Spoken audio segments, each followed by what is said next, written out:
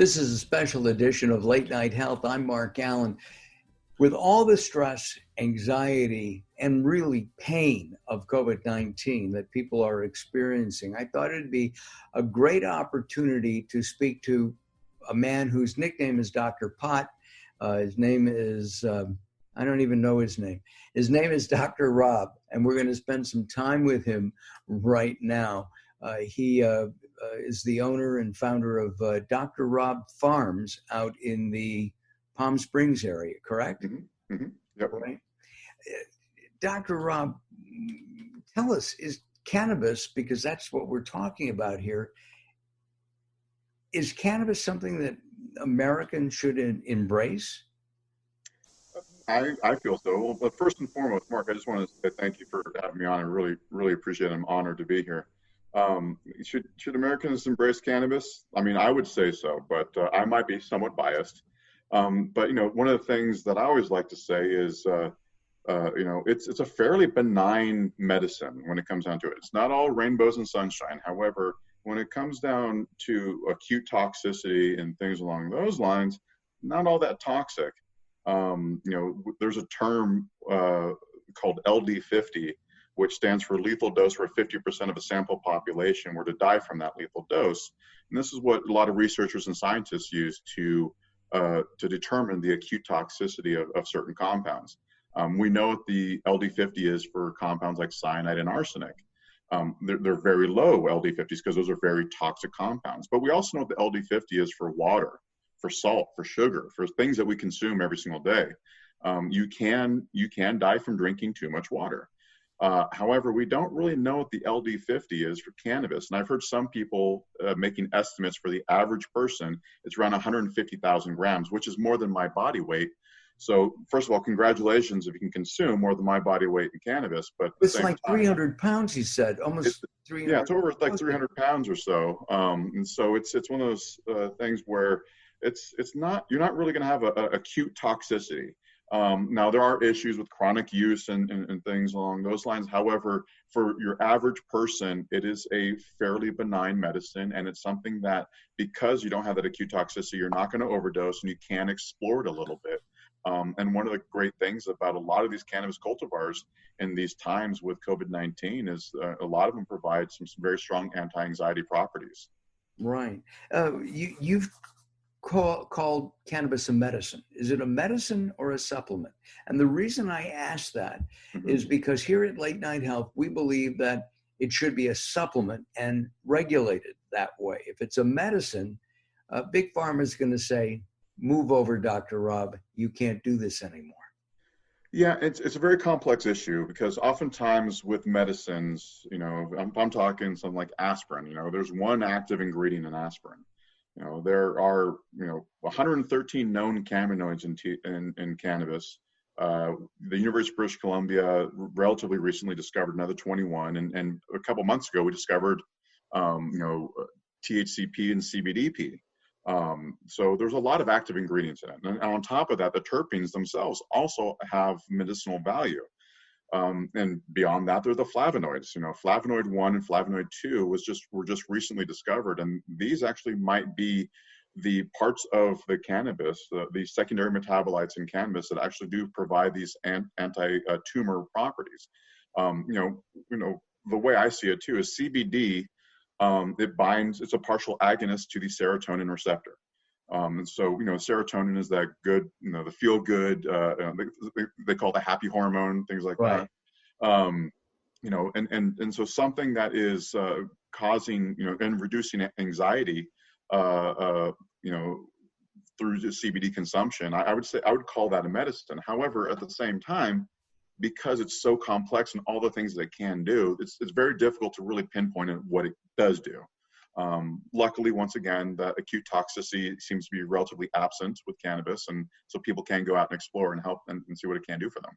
How did you get involved and interested in cannabis? We should point out that you have a doctorate, basically. Well, I'm not yeah. According to my mother-in-law, my doctorate is not a real doctorate. I have a PhD, and from David. One time, my mother-in-law and my wife and I were driving along in a car. My mother-in-law mentions that she said, you know, I wish we had a doctor in the family. My wife's like, well, Robbie's a doctor. It's like, oh, no, I mean a real doctor. Yeah. So I don't have a medical doctor, but I have a PhD in plant biology with an emphasis in environmental horticulture and a specific expertise in hydroponic crop optimization and cut flower production and controlled environment agriculture from UC Davis, which I'm very proud to say UC Davis. This is the Cal Aggies right here.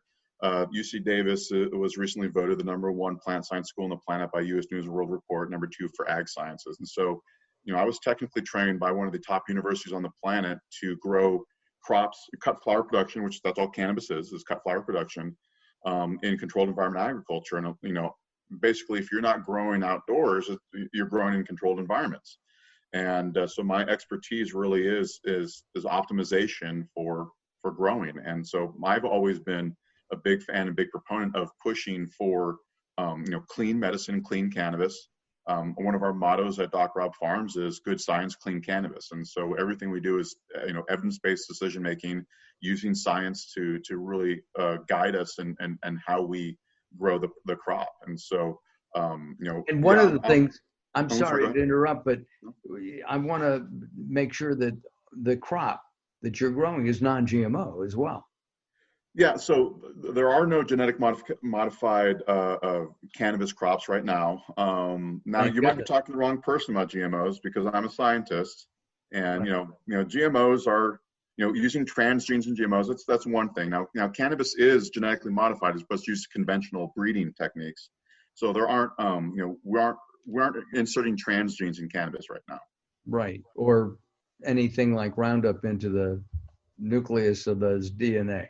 Yeah, exactly. And transgene would also account for something like that. And, I don't think that's the way to go down the path. This is a fairly holistic, crop, in my opinion. You can get away with quite a bit without having to, resort to those types of, and I actually don't really agree with that type of thinking for a lot of the crops that we consume. But, once again, there's a lot of science out there that shows that GMOs as a whole aren't really terrible. I mean, we've all been eating it, so that's a really big science experiment. Yes, but at the same time, since like 1997. Yeah, but exactly. They didn't tell us. Exactly right. Now, having said that, I want to see the science. I want to see the evidence that proves that it is safe. And so, we never really did that. We just kind of started doing it, and we haven't seen really too many things that we can say with statistical analysis and say there's a significant increase in said symptom because of transgene consumption or GMO consumption. But at the same time, cannabis doesn't have that available right now, and I don't think it will in any time soon anyway. Cannabis is one of the crops. People who appreciate cannabis are not appreciative of that type of work with crops in general, and I don't think it's necessary in any way. At least at this point, you can grow some very, very high quality product using conventional methods, and that's kind of where I'm coming from. And to keep everything clean, and at the same time provide a healthy product. Let's talk about your background further. We grew up blocks away from each other, it turns out, a few years apart, but in the San Fernando Valley. And I guess you were an outdoor guy. You like to hike and things like that. Is that how you got into the plant world? The reason why I got into the plant world is twofold. One of them is for is for my grandfather. My mom's dad. He was born and raised on the island of Malta in the Mediterranean Sea. So I'm 50% Maltese. And when he came to the United States, Malta is literally just this dry rock in the middle of the Mediterranean Sea. And so there's not a lot of area for doing, farming. And so a lot of people had to just grow their own food. And so when my grandfather moved to the United States, he eventually settled in the LA. Well, it's funny because he actually settled in Detroit first. And then during World War II, he's stationed in Los Angeles for just a quick second.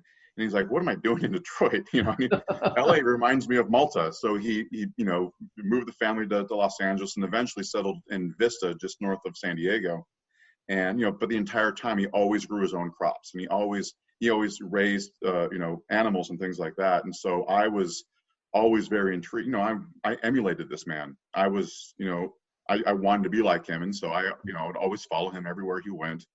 When he was tending to his plants and his animals, I would help him along. And so, when I got into, when I was in high school, I very quickly realized that biology is where I'm going to be ending up in my career.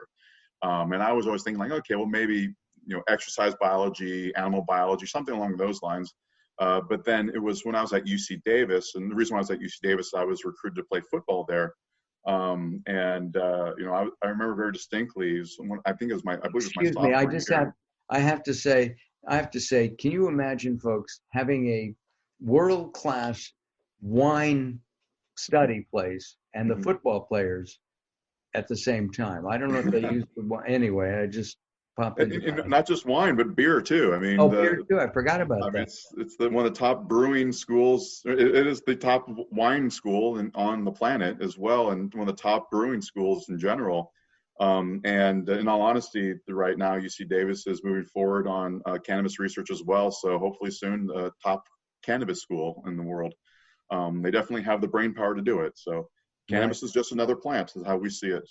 So, and what about your family when they realized that you were, you're helping to grow pot, and at a time when it was illegal, and in some cases it still could be illegal? Yeah, my family's always been very supportive.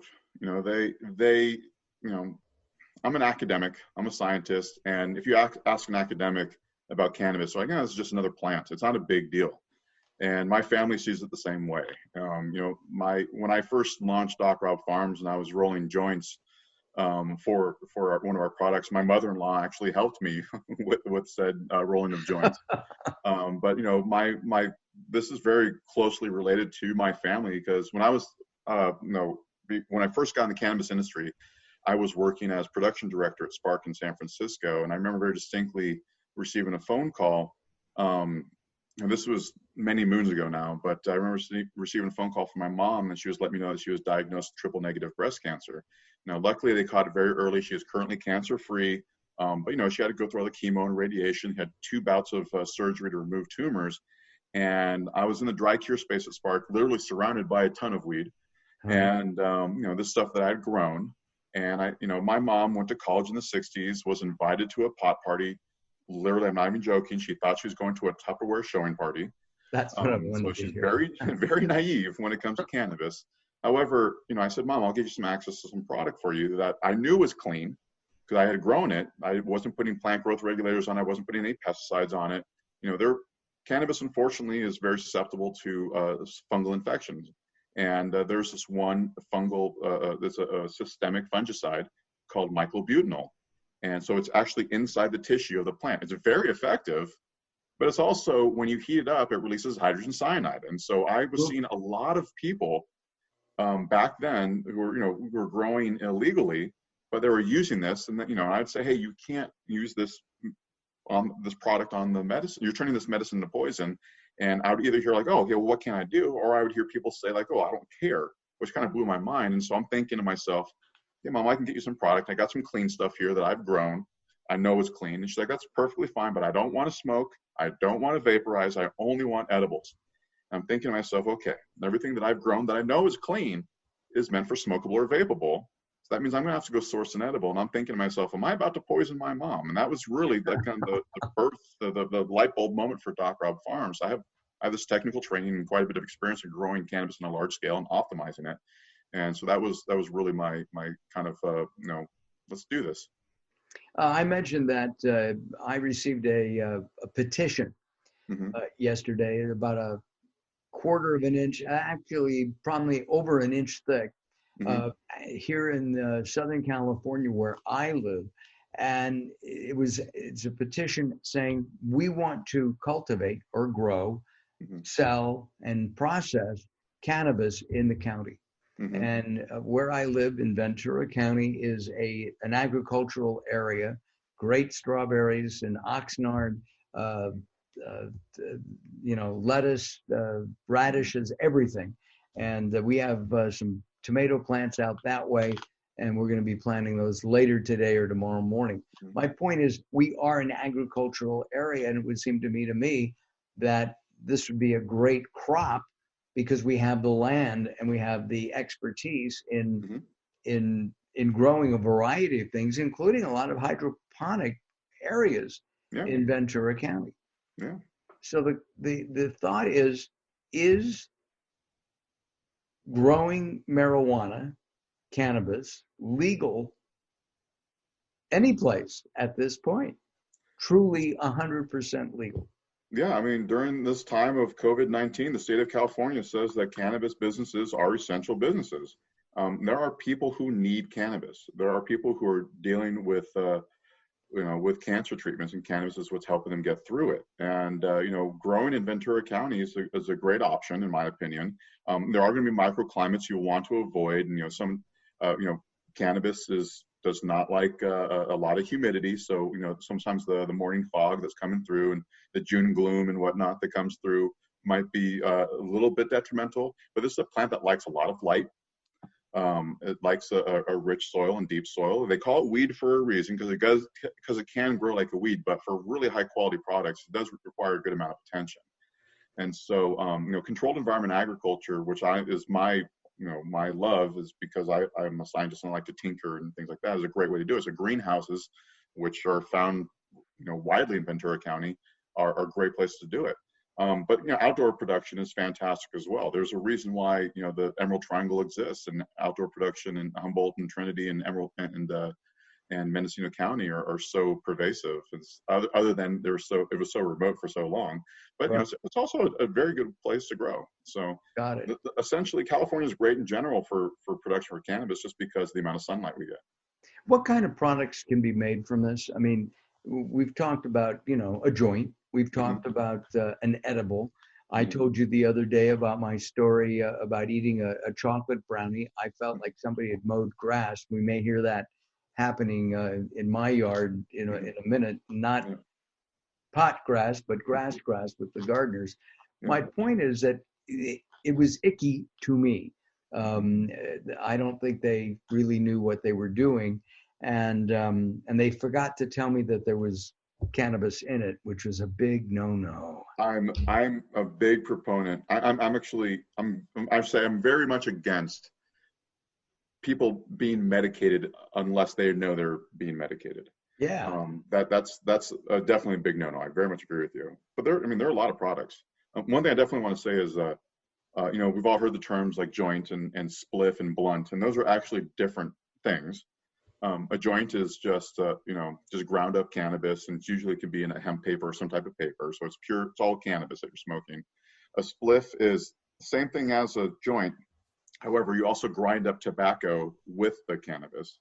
And a blunt is a ground up cannabis, and usually in a tobacco cigar wrapping. And so those are different things. But beyond that, there are many ways to consume. Vaporizing. You can actually vaporize the flower straight up. And it's just, instead of combusting it, you're just heating up, and the cannabinoids and terpenes are volatilizing off, and you consume that. So, a lot of people see that as a safer way to consume cannabis as opposed to combusting. But, outside of that too, you can take a sublingual, you can have an eyedropper and, drop some activated cannabinoids, onto the body, underneath your tongue, and the cannabinoids actually can be absorbed through the mucous membrane inside your mouth.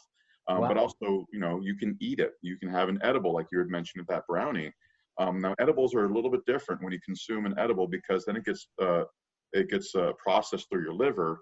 And so that delta 9 THC becomes, I believe it's delta 11. I have to double check, but delta 11 THC, which then binds to your CB1 receptor a little bit differently, but also has a higher permeability across that blood-brain barrier. And so there are things that are different about it, but once again, there's that acute toxicity is not really there. So there's many ways to consume. I mean, people with rheumatoid arthritis, which is basically an inflammatory disease, can rub lotions on their hands, and they see great relief because cannabis is such a strong anti-inflammatory. So there are many ways to consume, and I know this may sound a little bit weird, but I truly believe that one of the best ways for anti-cancer properties is actually a suppository. And that may sound weird, but the reason why is because you can have for the anti-cancer properties, you tend to have a lot. and you don't want it processed through the liver. And so actual suppository is usually the best way to go for And that. are you manufacturing those, or will We're you? not manufacturing suppositories. We know a group who does, and I think it's a very good way to do it for a lot of cancer patients as well. And what about for preventive measures for cancer? So we have seen some studies that show that cannabis can help prevent it, and it might be more of a function of those who do get cancer early on. The consumption of cannabis is helping eliminate it very early on before it's even detected. Now, once again, I'm a scientist. I will always say we need more research. There are a lot of claims, a lot of anecdotal evidence that we see, but anecdotal evidence is fine and dandy, and it usually will lead to research projects. But it's not something we can say, like I can say with 95% confidence that, this leads to that. But, without a doubt, we do know that cannabinoids and the terpenes oftentimes are very strong anti-inflammatories, but also strong antioxidants. So it's one of those things where, we see that anti-inflammatories and antioxidants tend to be good for preventing a lot of other diseases. So why not this? We just have to do the science to prove it. Got it. Where is Dr. Robb's? Where is the Dr. Robb Farms going? What do you want to see happen with it? So Dr. Robb Farms, what we do at Dr. Robb Farms is, a couple things. Obviously, we provide products to the community, and so there's that front-facing side of, these are Dr. Robb Farms products. These are, products that were grown, using science and evidence-based decision-making, but also keeping in mind that the reason why I'm doing this is because I'm sincerely very passionate about helping people. I mean, my mom is one of the big proponents of the reason why I did this, but also my grandfather too, on my mom's side, he actually died from brain cancer, and he never had the opportunity to use cannabis to help him get through that. And so I'm very passionate about that side of the things. But also, one of the other things that we do at Dr. Robb Farms is we grow the cannabis ourselves. And so there are a lot of brands that they outsource where they grow it from. But this is my passion. This is my wheelhouse. This is what I love to do. And so we grow it ourselves. We also grow it for other people, and we help people out and consult. And I'm a big proponent of it. Together, everyone achieves more mentality, and lift everyone up together and make sure that cannabis is available for as many people as possible. I truly believe that this world will be a better place if more people consume cannabis. Now, I'm not saying that cannabis is for everyone, but for those that cannabis it is for, I don't want them to have that, the reefer madness propaganda in the back of their head telling them, no, we shouldn't be consuming this because it's bad or it's evil or, the devil's lettuce or jazz cabbage or whatever people want to call it. Or a gateway drug. We talk, gateway drug. Yeah, if you notice, I don't use the term marijuana. I use the term cannabis. First of all, cannabis is the scientific term for it, but marijuana was a term that was used to weaponize cannabis and to make people in America feel as though it's coming from Mexico and basing off of racism to try to make it sound evil, which to me is fundamentally offensive. But at the same time, that started in the 30s, because up until the 1930s, marijuana, cannabis was. It wasn't widely used, but it was used. Hemp was grown.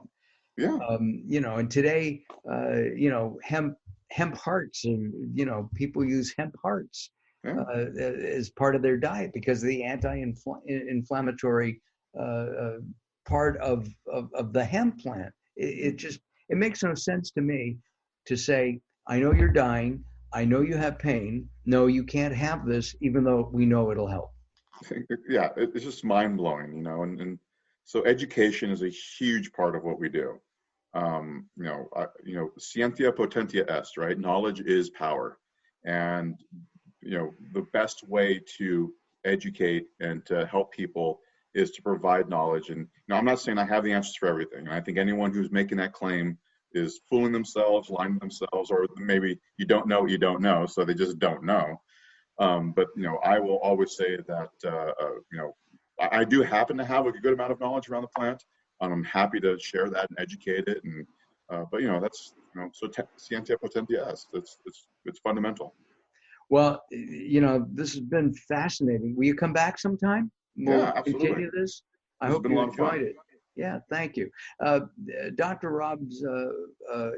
Robb Farms, and we've had the URL. You can visit the website. There's a lot of information there.